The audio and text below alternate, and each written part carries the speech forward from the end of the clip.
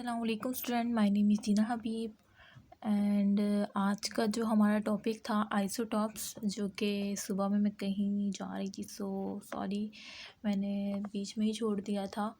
सो यहाँ से हम दोबारा से लेते हैं, ठीक है, स्टार्ट करते हैं और आइसोटॉप्स का इसमें कंप्लीट करवा दूँगी और साथ में रिलेटिव एटॉमिक मास का भी मुझे करवाना है आज का।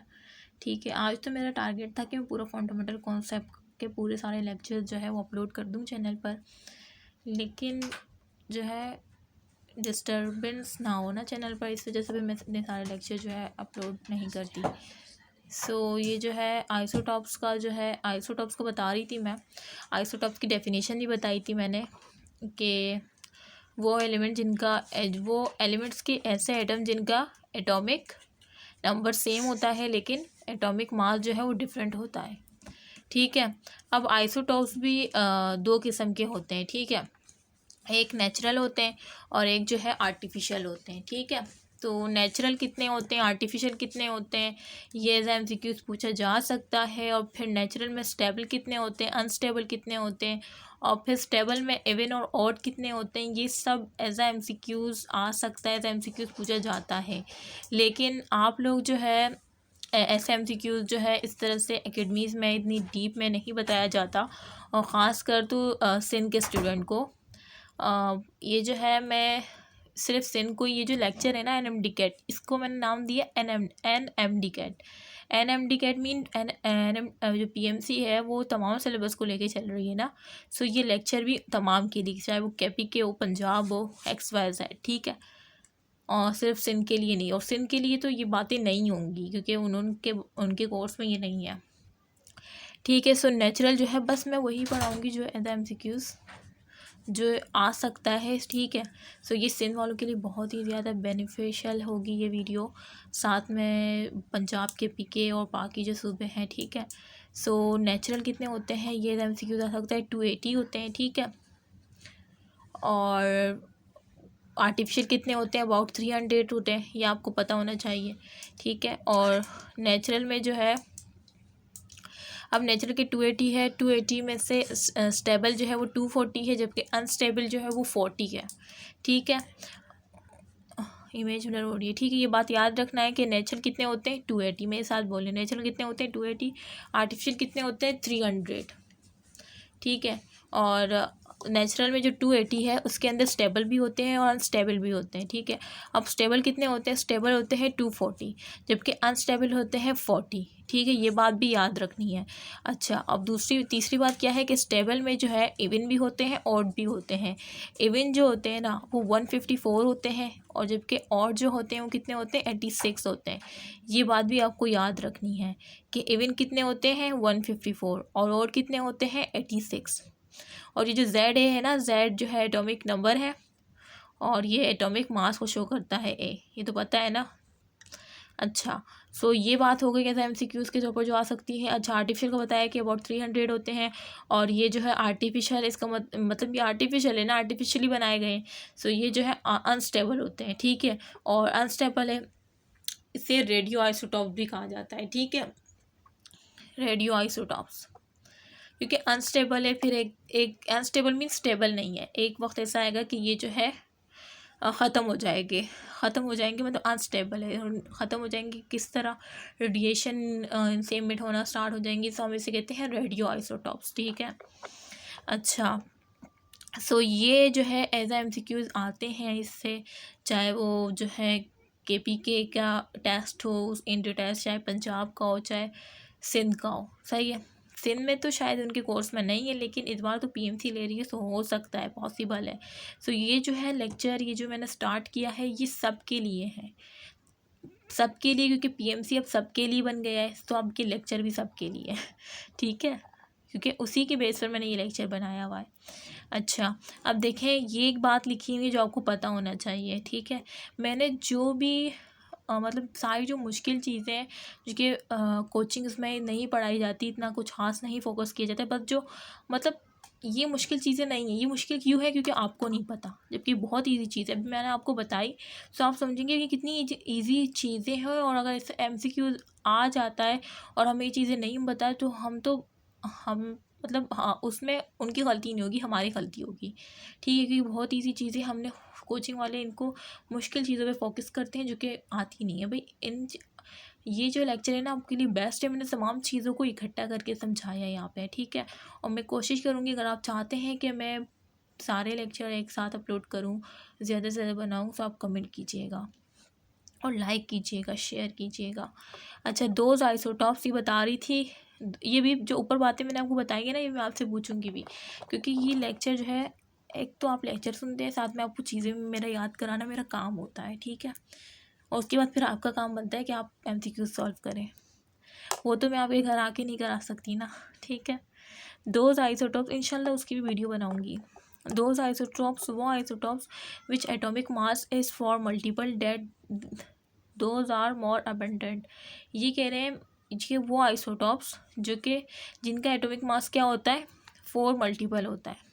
और 4 मल्टीपल किस तरह होगा, इवन का ही होगा ना, तो वो क्या होते हैं, बहुत ही ज़्यादा क्या होते हैं, अबंडेंट होते हैं, ठीक है। यानी इवन में, इवन जो है इस तरह से इवन, जैसे मैंने यहाँ बताया था कि स्टेबल में 154 इवन है और 86 जो है ऑड है। इसका मतलब इवन जो है वो क्या है, मोर अबंडेंट है, जबकि 86 जो ऑड है वो क्या है, लेस अबंडेंट है, यही है ना।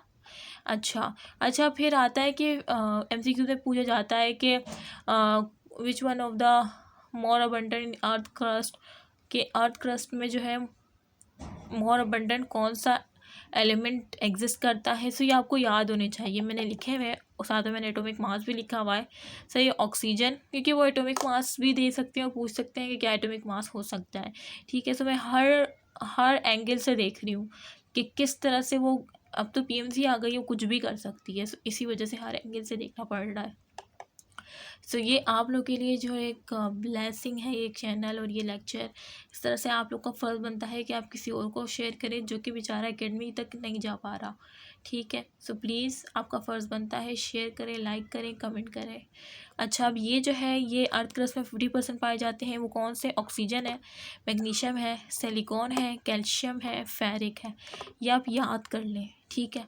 50% अर्थ क्रस्ट में पाए जाते हैं। और ऑक्सीजन का पता है एटॉमिक मास क्या है, 16 है, मैग्नीशियम का 24, सिलिकॉन का 28, कैल्शियम का 40, फेरिक मीन आयरन कितने हैं, कितना एटॉमिक मास है, 56। अब आप कहेंगे अब मैंने आपको कहा है कि याद कर लें, अब आप पे एक बोझ बन गया कि यार ये अब कैसे मतलब याद भी हो जाए। सो इंट्री टेस्ट जब हम देंगे, जब हम एग्जामिनेशन हॉल में होंगे, सो आप टेंस होते हैं, आपको जो याद होता है, जो रट्टा लगाया और जो कोचिंग में रट्टा लगवाया होता है, जैसे कोचिंग वाले कहते हैं ये याद कर ले, ये आ सकता है, अब वहाँ पे तो आप टेंस होते हैं, आप फिर भूल जाते हैं जो आपने रट्टा लगाया होता है। सो लेकिन अगर आपने डॉक्टर दीना वज़ीर एकेडमी से पढ़ा होगा और मैं साथ में लेक्चर जो आपका टाइम मुझे दे रहे हैं लेक्चर को, मैं ये आपका सेव करती हूँ आपके लिए, किस तरह से मैं आपको उसी वक्त याद करा देती हूँ, ठीक है, उसी वक्त याद करा देती हूँ।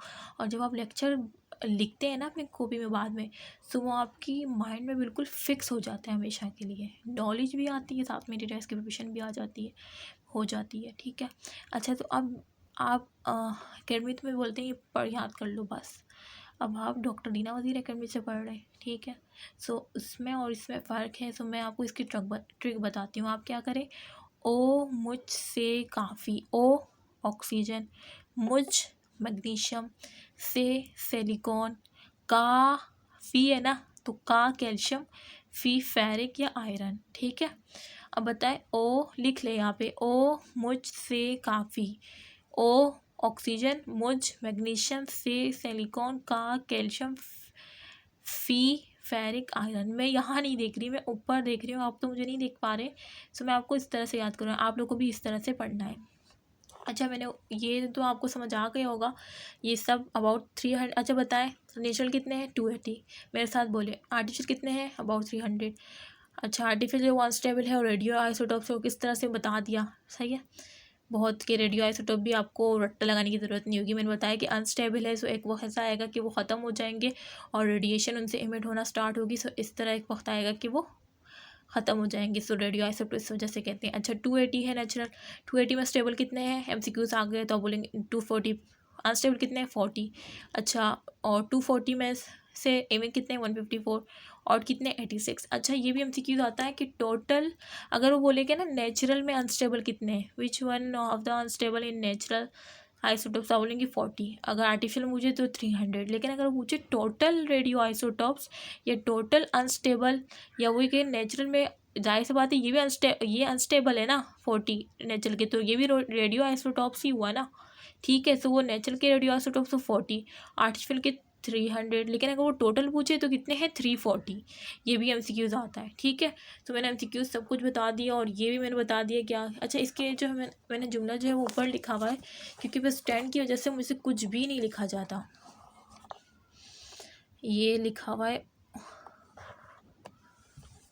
एक तो यहाँ पे ना स्टैंड, ओ मुझसे काफ़ी नज़र आया, ये ना, ओ मुझसे काफ़ी, ठीक है, ये लिख लीजिएगा। अच्छा अब ये एमसीक्यू मैं आपसे पूछती हूँ, number of natural radio isotopes, natural radio iso, देखें क्या पूछ रहे हैं कि नेचुरल रेडियो आइसोटॉप्स कितने, अब बताएं कितने। अभी मैंने आपको बताया किस तरह एमसीक्यूज आ सकते हैं, नेचुरल में पूछ रहे हैं तो कितने थे नेचुरल में, अनस्टेबल 40 थे, और अनस्टेबल ही रेडियो आइसोटॉप्स होते हैं तो 40, B correct option, beta correct option.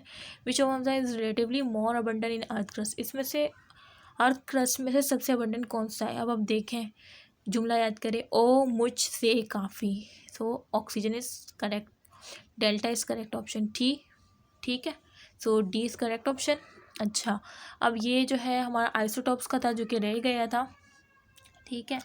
अब इंशाल्लाह नेक्स्ट वीडियो में जो है मैं ये रिलेटिव एटॉमिक मास पढ़ाऊँगी, ठीक है। मैं यहाँ पे वीडियो एंड करती हूँ ताकि टॉपिक बाय टॉपिक जो है आपके पास लेक्चर हो।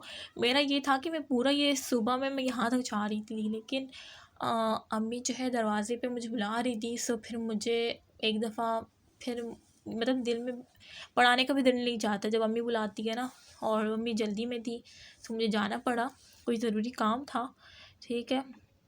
सो आप लोग दुआओं में ज़रूर याद रखिएगा मुझे, मेरी अम्मी को, ठीक है, और अपना ख्याल रखिएगा। इंशाल्लाह मैं अभी नेक्स्ट वीडियो में रिलेटिव एटॉमिक मास पढ़ाऊँगी। और ये जो है आप अब आपका आइसोटॉप्स कंप्लीट हो गया है, ये आइसोटॉप्स की जो मेन चीज़ें थी सब बता चुकी हूँ। अब आप ऐसे करें, कोई भी एमसीक्यूज़ बुक हो XYZ ले, आइसोटॉप्स के एमसीक्यूज़ सॉल्व करना स्टार्ट करें, ठीक है।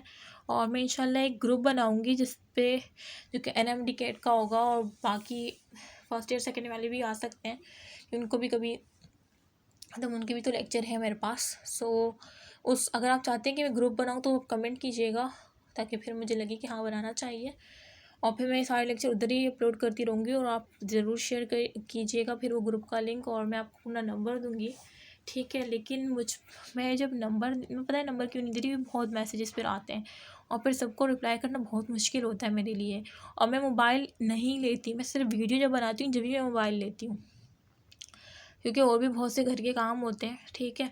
सो इस वजह से अच्छा ठीक है। सो यहाँ जल्द नेक्स्ट वीडियो में मुलाकात होगी। अल्लाह हाफ़िज़।